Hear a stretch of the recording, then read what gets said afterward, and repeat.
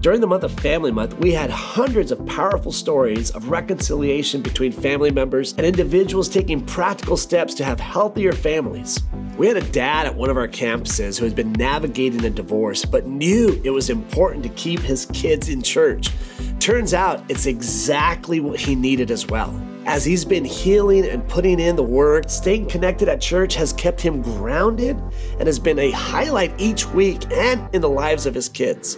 One woman who visited the church for the first time with her son during Family Month told us, "I never thought church could be like this. I needed this in my life and I need to invite my family." The very next week, she brought her ex and her new partner with her to church. This was an amazing moment to see families coming together. I am just so grateful for the way that God has moved in the lives of our families here at South Hills during the month of Family Month. I also want to take a moment and give you an update of where we are with closing the year. When I shared with you in the month of October of what we were short in order to end the year, that number was $2,004,424. We are now at $1,643,902 to close the gap by the end of the year. If you look at this graph, you can see how we break up every single dollar. 46% of that dollar goes to campus and central staff so that we have staff that are leading our church. 28% of that dollar goes to campus ministry and community outreach so that we can make sure that we're doing everything possible to let people know we are here to love them and walk through life with them. 16% of every dollar goes to our mortgages and our rental fees for all of our locations, which is the building that you are currently sitting in. And 10% of every dollar goes to facility upkeep and operational costs to keep our locations up and running. I wanted to share this with you because here at South Hills, we want to be open and honest with everyone so that you know exactly what we're doing and why we're doing it. And as we get ready to continue to trust God with our finances and trust God with every aspect of our life, I want to begin to introduce to you something that we're going to start this year, and it's going to be called Big Give Tuesday. Every year, I want to give our church the opportunity to trust God in bigger and greater ways. So I want to challenge you as a family or as an individual, whatever your household is, I want you to ask God, what would He have you do for Big Give Tuesday? What will He want you to contribute towards November 29th as we approach this day? And why are we doing this? Because we believe that lives will be changed through this process as we allow God to transform us and trust Him with our lives.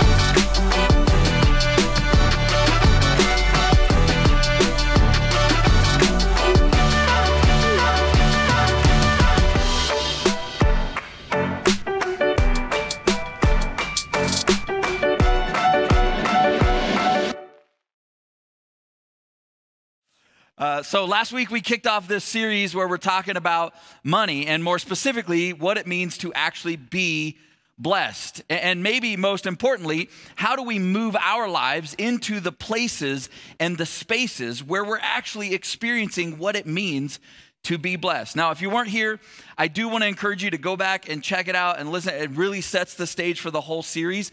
It's probably not what you expect. And so I want to just encourage you to go back and listen to it. You can do that. You can find us on all the streaming platforms. If you use the Church Center app, all of our past messages are on there as well. But go check it out. But if we haven't met, one of my favorite things in life is being a dad. And so my wife and I, we've raised 2 kids into adulthood and are in the process of raising 2 more. So we have 4 kids. We have a 21-year-old, a 19-year-old. We have a 12-year-old and a 7-year-old. And while I love everything about being a dad, there are plenty of parts that aren't super easy. And if you're a parent, you know what I'm talking about. So I shared last week with you about how I always get a little bit apprehensive whenever I'm going to be talking about money here at church. And I think it's because it somehow feels a little bit like the sex talk. Anybody had to do that with their kids yet? Yeah, okay, a few of us.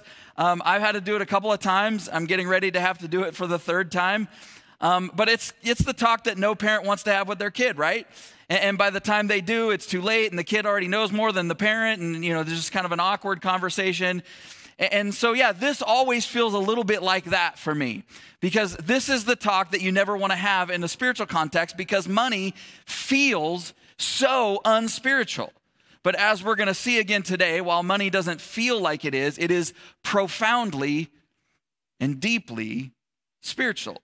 Now, before we get to what the scriptures might say, just from my own experience, I can tell you what has happened for me with my finances in my life is that it has had a massive impact on every area of my life, whether it's relational or emotional or mental or physical, and especially on the spiritual part of my life. Why is that? Because money is deeply and profoundly spiritual. So last week, we began to talk in this whole series about this idea of trust. And today, I want to take you into a bit of a different conversation, one that's not about trust, but about honor and why honor matters. And I told you at the beginning of this series last weekend that at some point we were going to talk in this series about tithing. Well, today is that day. And if you're sitting there going, great, I showed up on tithing weekend, I have no interest in hearing this, so now is your opportunity. I'm going to give you a chance. 3, 2, 1. Okay, ushers lock the doors. Nobody leaves for the rest of the service.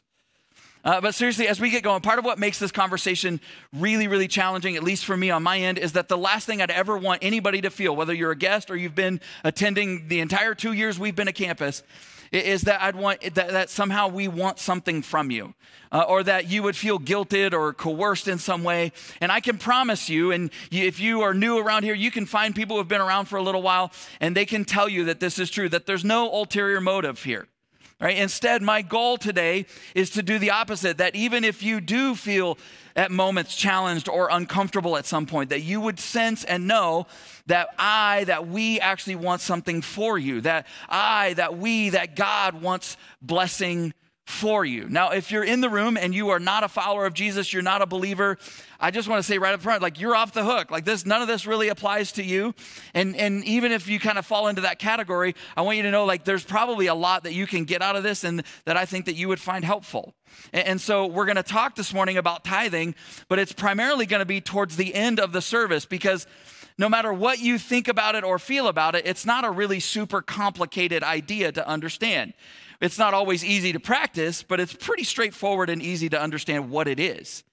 And so we'll get to that and what it is and why it matters. But I really want to start and spend the most of my time this morning talking to you about honor, because I think that is actually the principle that tithing sort of rests on. And that's definitely a conversation worth all of us having, because I would argue that you'll never actually follow God like you should, and you'll never receive the blessings of God like you want to if you don't understand and live by the principle of honor. Now, the challenge, of course, for all of us is, if you look around our culture today, if we're honest, we'd have to admit we don't really do honor in our culture that well anymore. There was a time where we did, right? There was a time where kids were raised, with respect and honor and all that stuff, where we were raised that way, and the culture's kind of moved away from that, right? We don't really honor traditions or history. In fact, we're running as fast as we can to sort of tear all that stuff down. And if it happened more than 5 minutes ago, like, we're not impressed, and we could care less, and it was probably racist, and we want to tear it, right? We just want to get rid of it. And certainly there's some really dark and broken stuff in our culture that's in our past that we should address and rectify and change. But there's also probably, at least in my opinion, there's some stuff worth holding on to, right?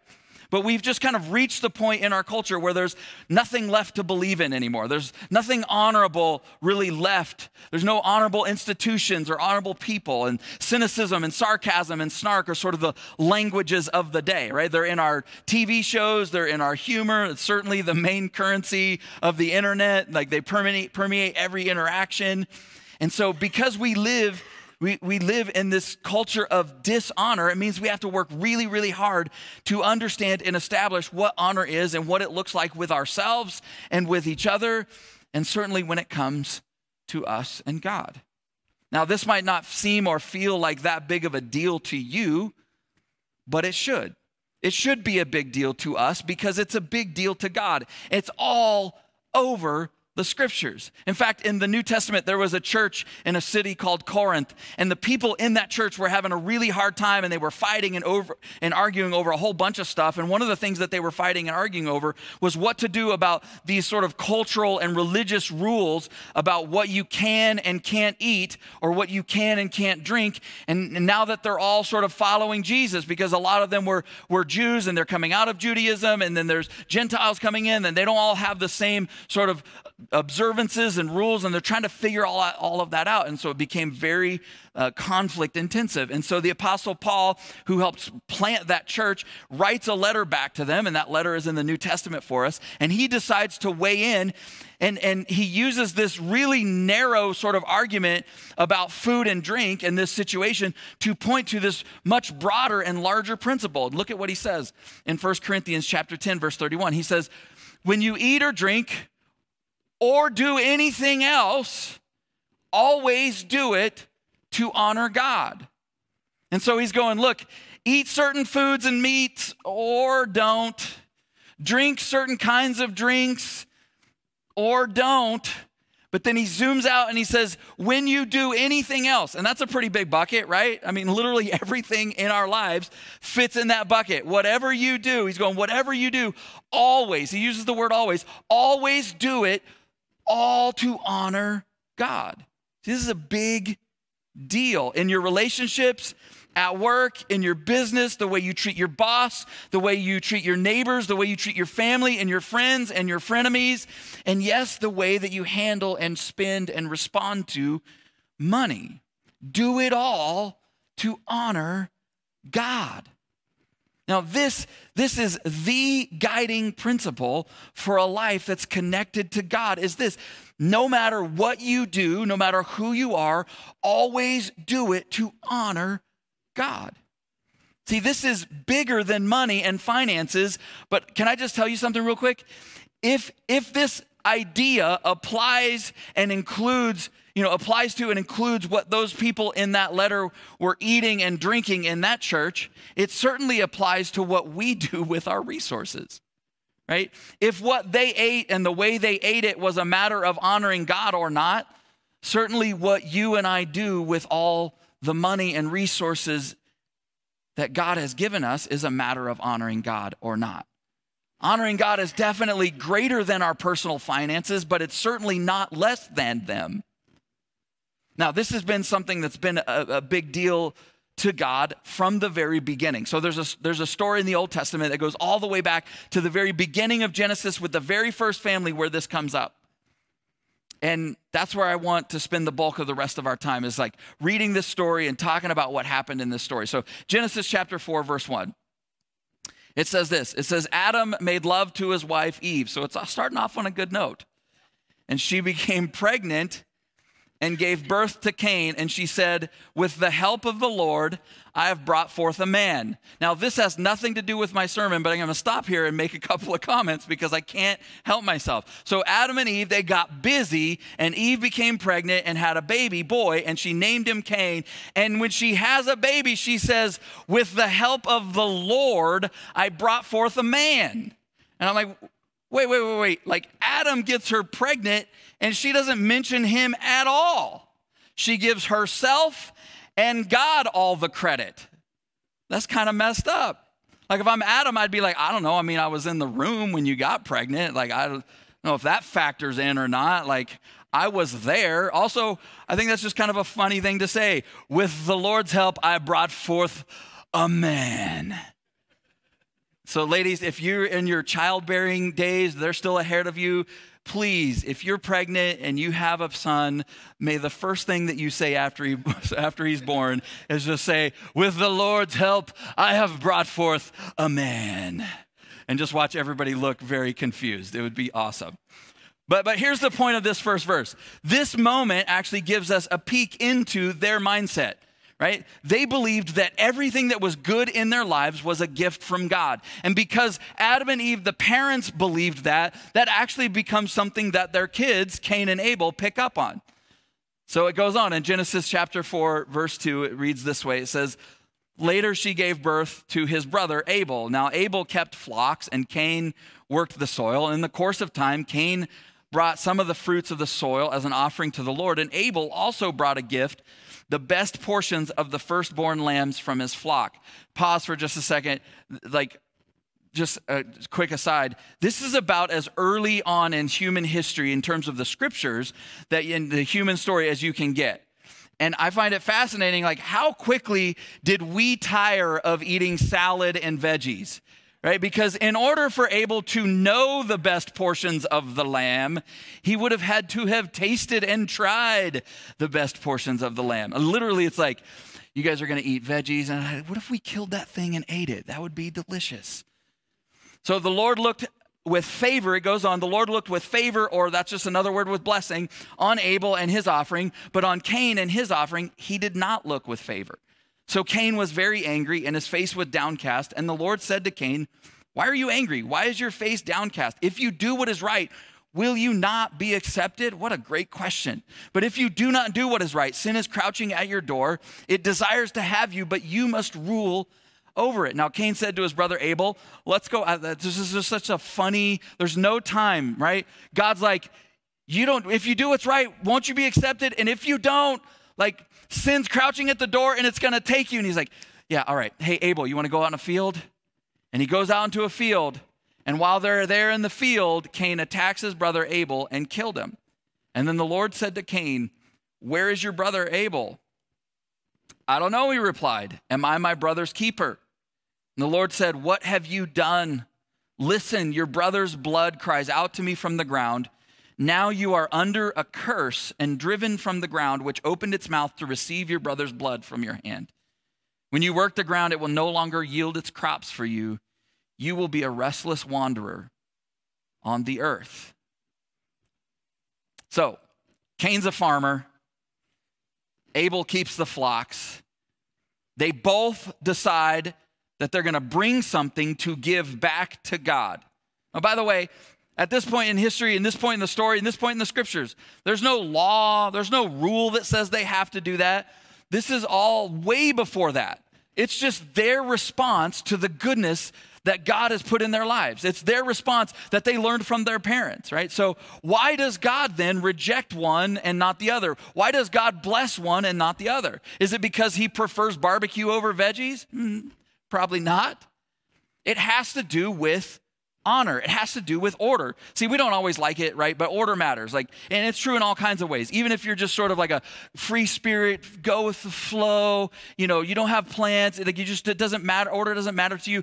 I promise you, if we followed you around, you have things in your life that you like to be done in a very specific order. And it's just all over our lives, right? From the way that you wash your body when you're in the shower. Like if you're a normal person, you go head to toe, you go head, shoulders, knees, and toes. If you're a psycho, you do your head last because that's just weird, right? To the way that you get dressed in the morning, nobody puts their pants on and then their underwear. To how you binge your favorite show on Netflix, nobody starts with the last episode and then watches it in reverse. Like there's an order, right? It's everywhere, right? You get your license first and then you drive. And if you do it out of order, you can do it, but there's consequences, right? Especially if you get caught.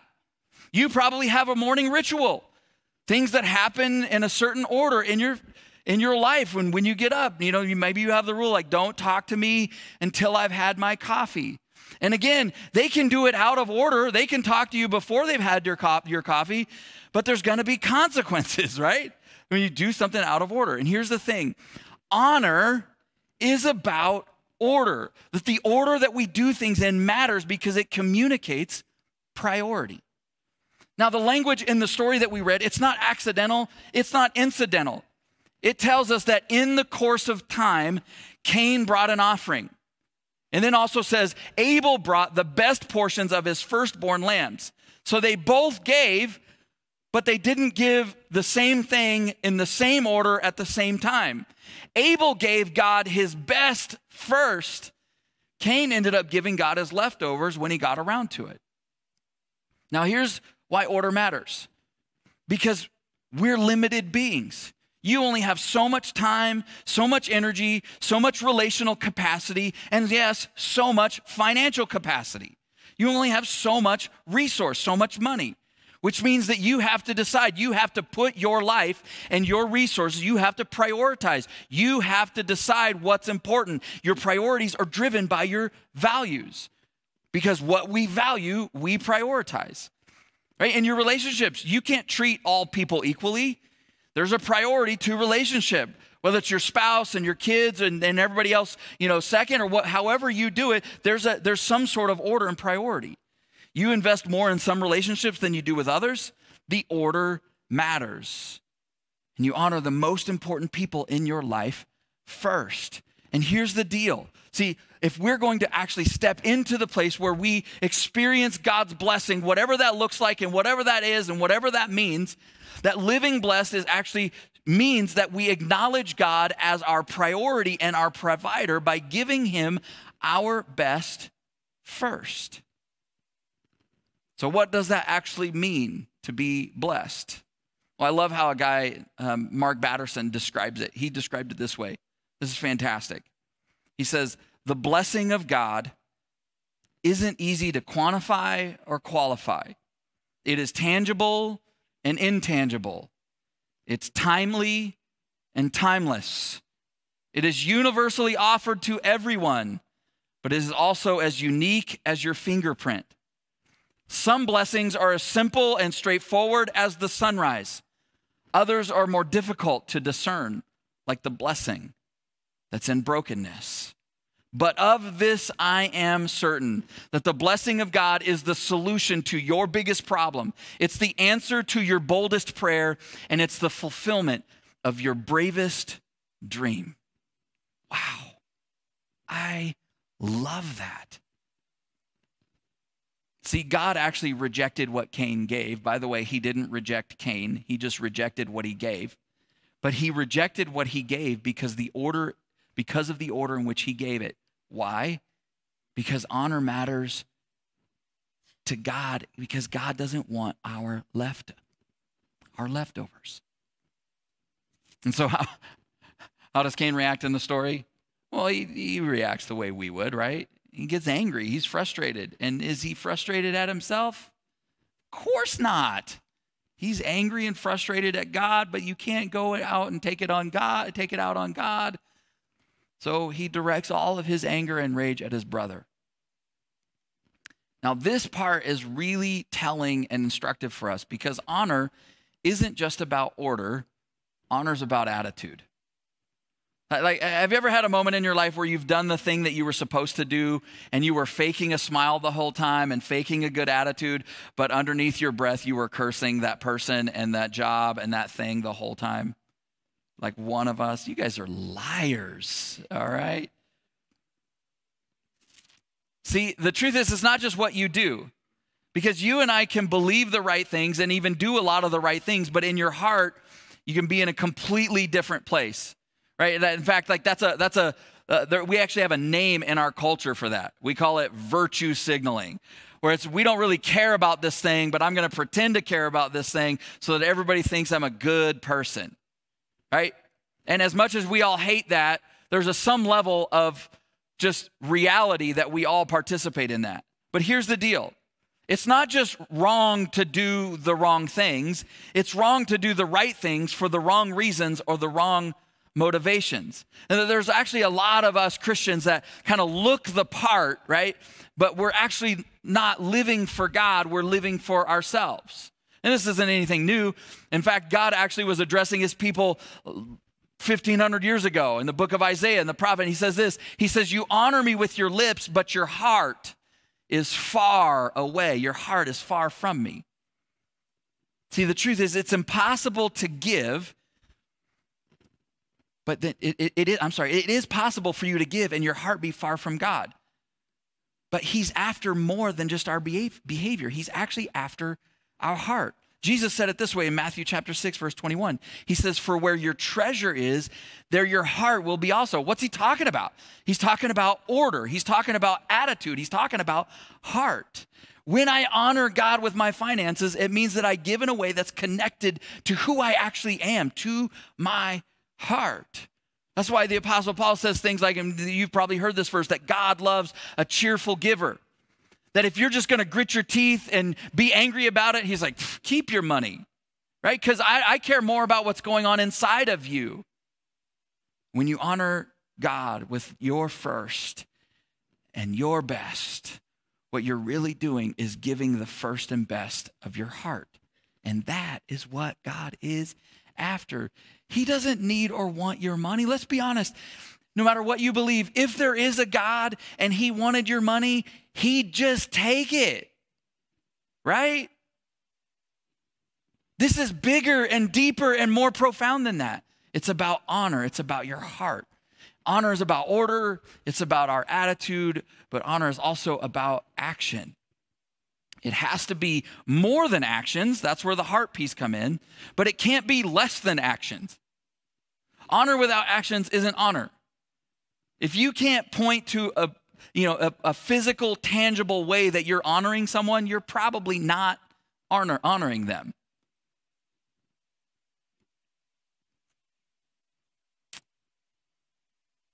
I think this is one of the biggest challenges for us, especially in our faith, because there's all these things that we feel and we believe. And because we feel them and we believe them, we feel honor and respect for God. We think that that's enough, but that's not how honor works, right? We don't work that way in our own relationships. You can't have somebody completely ignore you and ghost you and mistreat you. And when you talk to them, they're like, well, but I feel so loving and kind towards you. I don't know what you want from me. I want you to treat me better. I want you to show me.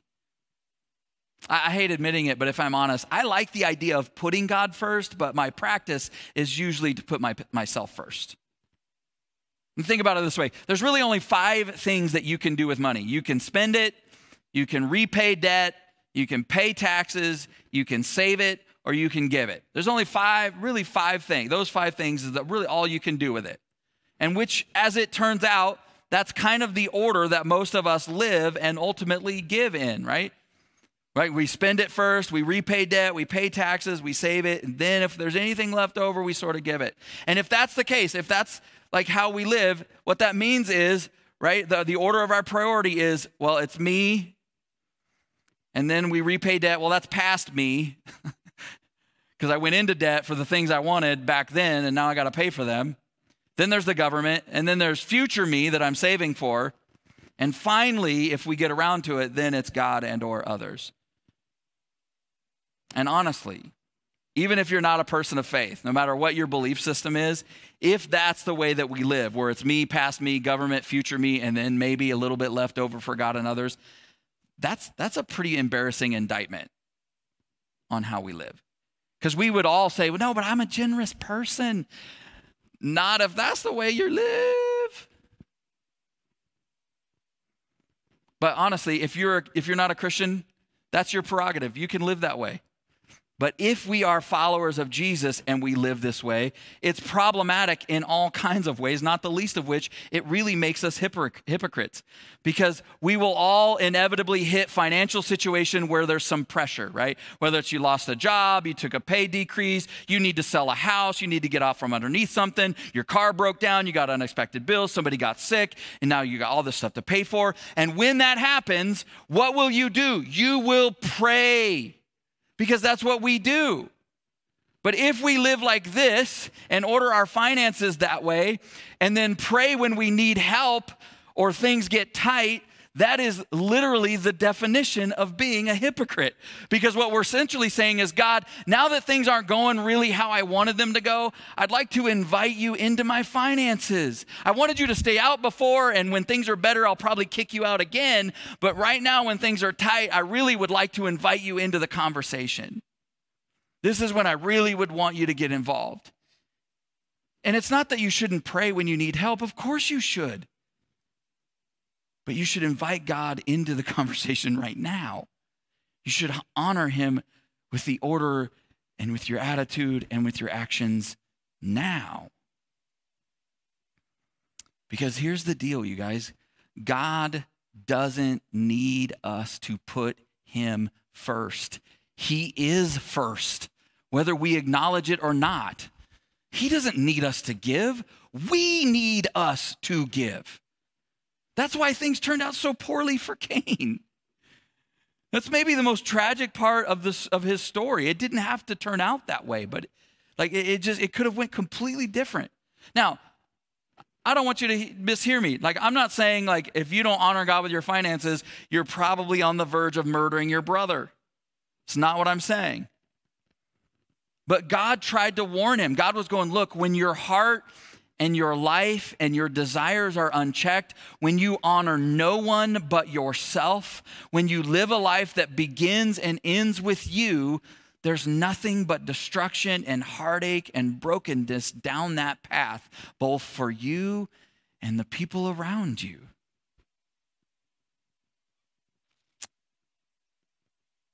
By the way, I don't know if you noticed this, but God actually didn't curse Cain. We have this misconception that Cain did the wrong thing, kills his brother, and God curses him for it. God doesn't curse him for it. He cursed himself. God's just like, hey, by the way, this is what's going to happen as a result of these are the consequences of your actions. God just simply begins explaining the consequences of his actions. This is how it goes when you murder your brother. In fact, not only does God not curse him, if you keep reading the story, you should go back and read the rest of Genesis 4. God is extremely compassionate and merciful to him, even in him having to face the fallout from what he had done. Because there's one moment where he's like, God, it's too much for me. I can't, the consequences are too much. And so God has mercy on him and loves him. See, but our actions matter. We honor God by giving him our priority and respect in our hearts, yes, but it's always expressed through our actions. Honor is about order. It's about attitude. It's about what we do. It's about our actions. And it's on top of all of that this idea of tithing sits. Now, you don't have to buy into this part. I just want you to know what the scriptures say. Because the idea of tithing, it's all over the scriptures from beginning to end. It's in Exodus. It's in Leviticus. It's all over the prophets. It's in Malachi. Jesus affirmed it in Matthew when he was on the earth. The Apostle Paul, he just assumes that it's happening. He just assumes that it's the starting point of honoring God. And so all of his conversation is actually focused on, and his attention is focused on what's above that. Generosity is above that. So what is it? Here's what it is. It's giving the first 10% back to God through your local church. Why the church? Because that is where God is most present and doing the most work. Let me tell you what it's not. Tithing is not some sort of spiritual tax. It's not, you don't give. It's not so that you keep the lights on around here. It's not to keep God off your back or some sort of insurance against bad things happening to you. It's not giving so that you can get more. The problem with all of those ideas is that there is some measure of truth for them. Like God does bless people who give, right? Your giving does pay the bills and keep the lights on. Yes, it's going to the church, but the truth is it has nothing to do with us. At its core, it's based on something deeper. It's about honor, which is far and above all of those other things in just incredible ways. And it's why, honestly, tithing isn't even about generosity or being generous. It's just you and I showing an honor and respect to God. It's saying, God, this belongs to you. It all belongs to you, but I'm going to give this part back to you because it's just me honoring you in this way. So in 2018, we took our kids and went on a trip to the East Coast, and we went and stayed with a lady we'd never met except for on Facebook. It was a great experience, but I don't recommend it. And she had just became a fan of ours, like one of our adoption stories, and was like, hey, if you guys ever come out, you know, you have a place to stay. And so we're like trying to do this East Coast trip on the cheap. And so we're like, hey, did you mean it? And she's like, yeah, we have a huge house. And so we showed up to this house where these people we've never met before. And they made us dinner, and we're all sitting there and we're having dinner and having conversation. And there was a lull in the conversation. And she kind of nervously laughed. And she's like, so we were talking earlier, and we won't kill you guys in your sleep if you don't kill us. And I was like, that does not make me feel better that you just said that. It feels weird that you even thought about that. But we traveled all over. We went to Washington, D.C., and we went to all over Pennsylvania, and we saw all these historical sites. And we went to New York City, so we went to Gettysburg. And then when we were in D.C., we went to the World War II Monument, and we went to the Vietnam Memorial. When we were in New York City, we went to the 9/11 Memorial, and it was just such a powerful moment.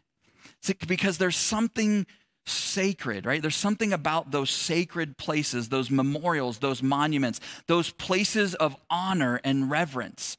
Like when we stood at ground zero in the memorial there, I'm telling you, there were people everywhere, but you could hear a pin drop. Nobody's talking. Everybody's speaking in hushed tones. There was such honor and reverence for that place. Right? And we've lost a lot of that in our culture, but when you experience it, it always causes you to pause, because in those moments, you recognize that there's more going on than just what's on the surface. Right? It's in those places, in those moments, that we all stop and recognize that there's something worthy of being honored here. And can I just tell you, that is tithing. That is the basis of tithing, is that we pause and go, there's something and someone worthy of being honored here. And I can just tell you, as somebody that's been on the side, like it's been many, many years that we've been tithers and givers. And it was not an easy road for me to step into. It was super automatic for Hansi because she grew up in a family that did it.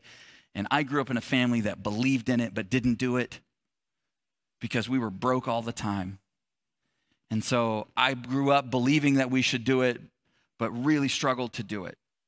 But from the very first, probably 6 months into our marriage, we just decided this is what she decided. This is what we're going to do. And I kind of got dragged along kicking and screaming. And I'm telling you, I know you can't possibly, if you've never done this and never experienced, you can't possibly, it just sounds like crazy talk. I'm just telling you, it's better on this side.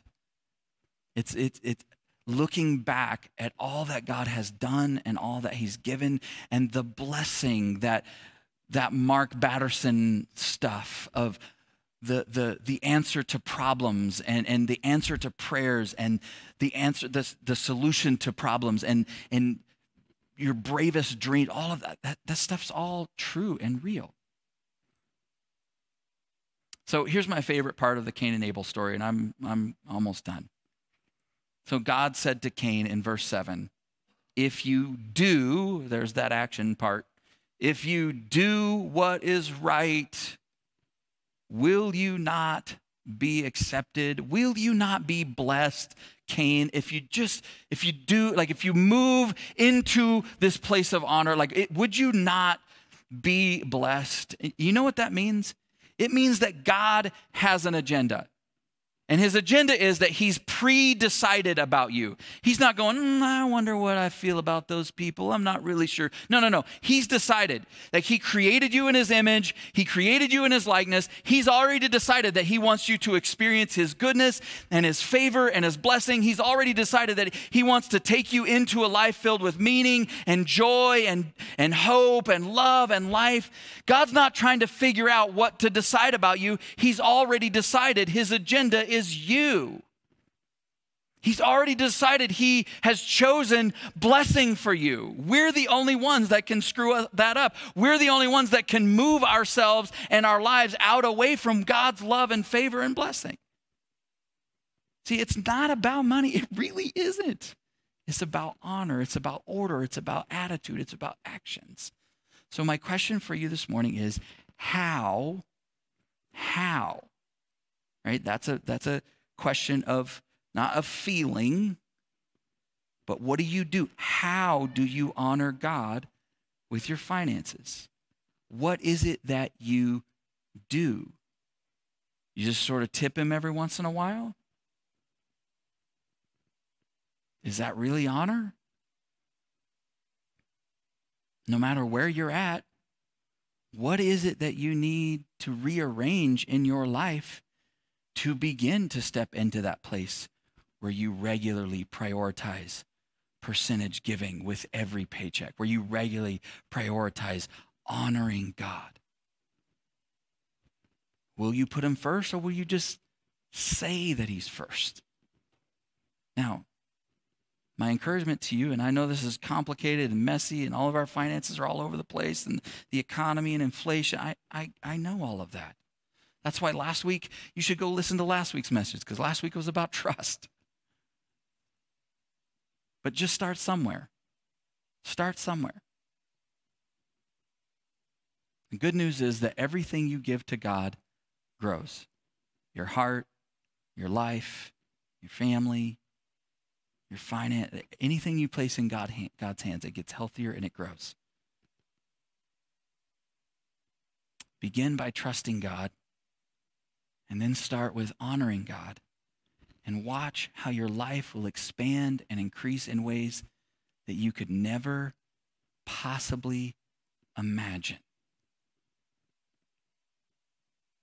That is what honoring God with our finances does for us and in us and to us.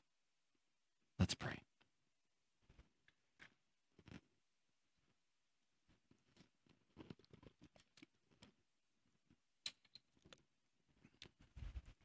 God, standing before you, talking to you in front of all these amazing people.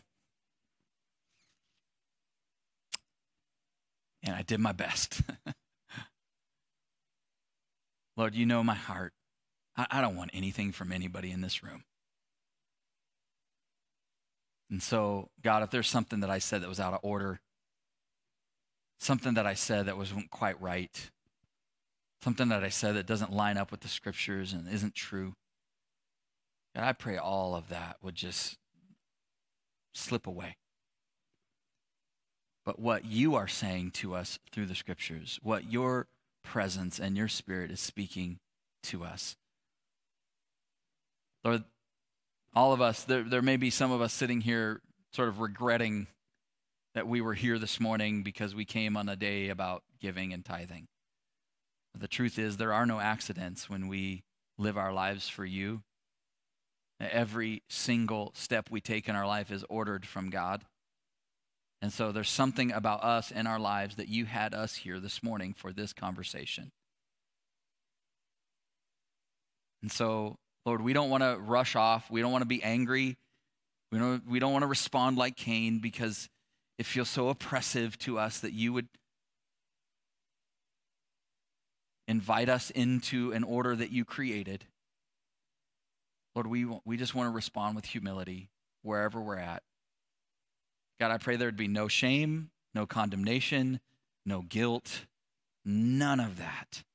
But that today, by faith, that we would start with trust and we would begin to move our lives into a place of honoring you in every area. Whatever we do, all the things that we do, we would always honor you in all of them, including with our money. For many of us, God, that step begins with the idea of tithing. Lord, that is a giant pill for us to swallow. But Lord, we want to engage it with humility and trust. We don't want to separate it from honor. It's not a religious practice that we just is forced into. God, we want our hearts and our lives to be aligned. The honor that we feel in our heart, we want to give to you, Lord, through our worship. We want to give to you, God, in the way that we love. We want to give to you in the way that we serve. God, we want that honor to come through in the way that we give.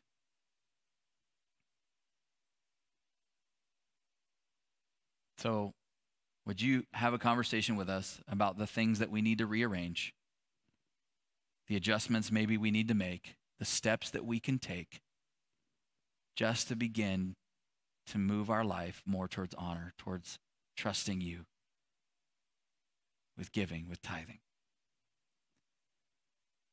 Lord, I pray your blessing on everyone in this room. I pray, God, that they would experience the blessing of God that would be the solution to their biggest problems, the answer to their boldest prayers. God, and the realization of their bravest dreams. Thank you for loving us. In your name we pray. Amen. Amen.